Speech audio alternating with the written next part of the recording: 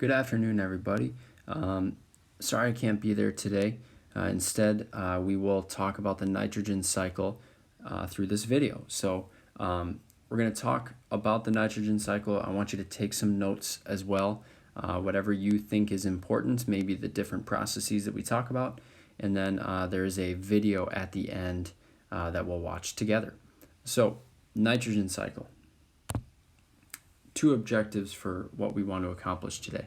I want to introduce the concepts behind the nitrogen cycle and the processes involved, and then also understand how humans can impact the nitrogen cycle, because our unit is all focused around human impact, so we want to make sure that we hit that part as well.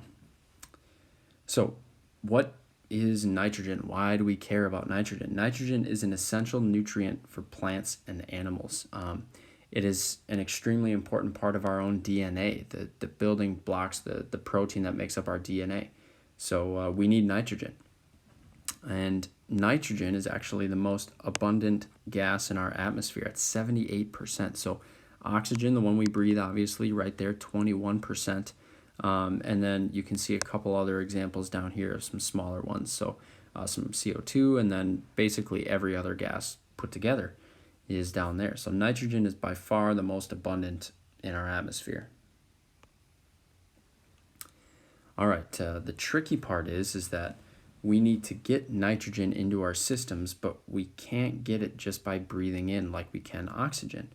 The only way that we can get it as humans and as animals is through our diet, through eating.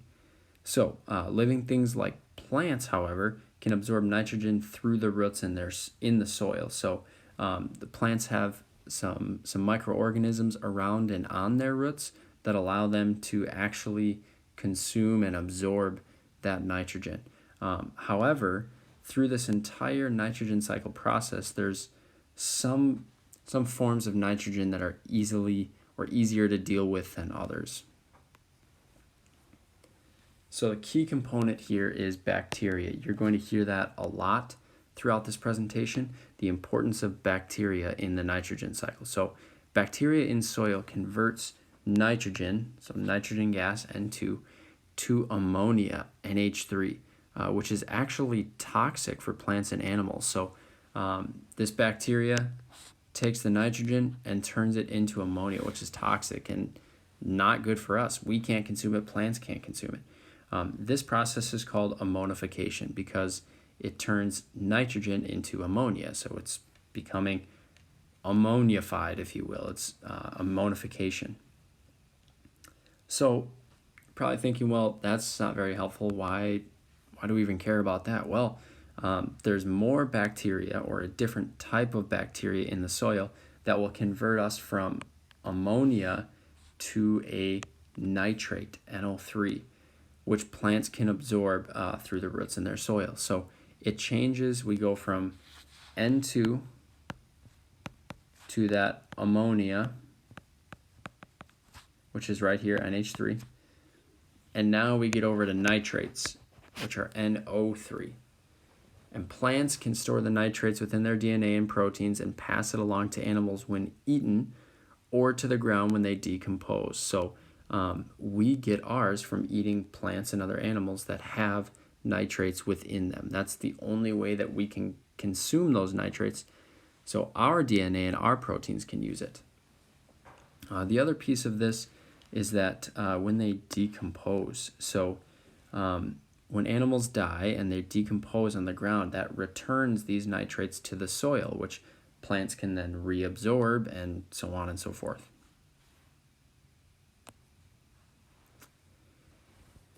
So the other part of this is actually through waste products. So animals can release NO3 back to the soil when waste is created, or when they decompose, just like we talked about. So oftentimes livestock and other animals, when they poop, it goes back into the soil. Those nitrates go back into the soil, which is the main reason why a lot of farmers tend to use manure to fertilize their farms, because it gets that NO3, those nitrates, back into the soil in an organic matter. They're not using any artificial fertilizers.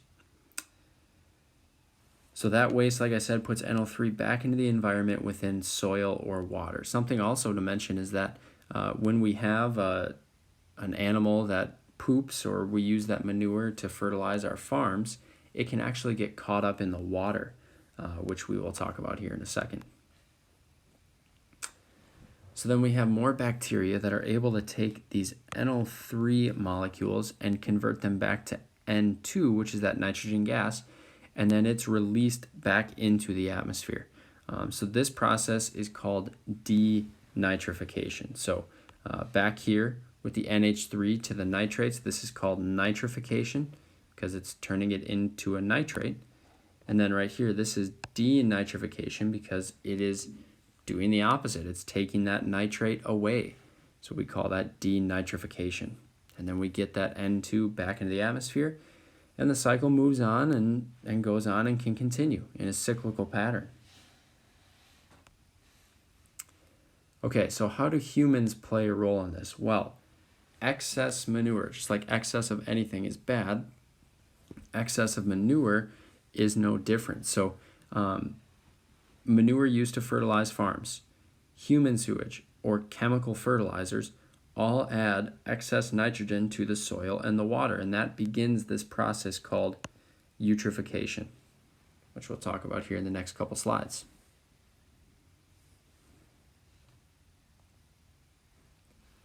So because nitrogen is essential for plant growth, the more nitrogen in the water, the more plants that are going to grow.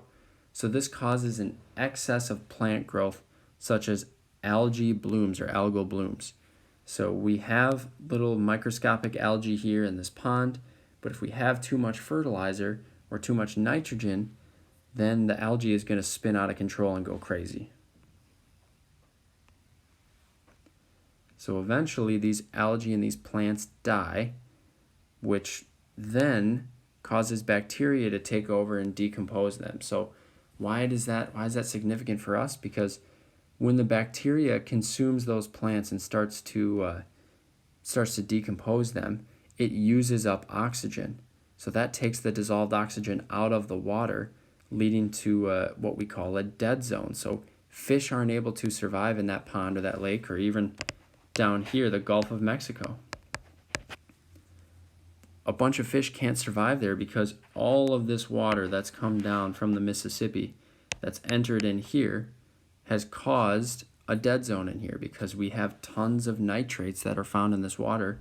Bacteria consumes all of these plants, and eventually we have no more O2, no more dissolved oxygen in that water, which is what we call a dead zone because animals cannot survive there. Okay, so that was a lot. If you need to go back at different points of the video to take some notes and write them down, that's totally fine. We're going to change gears really quickly here to actually watch a video for our remaining couple minutes.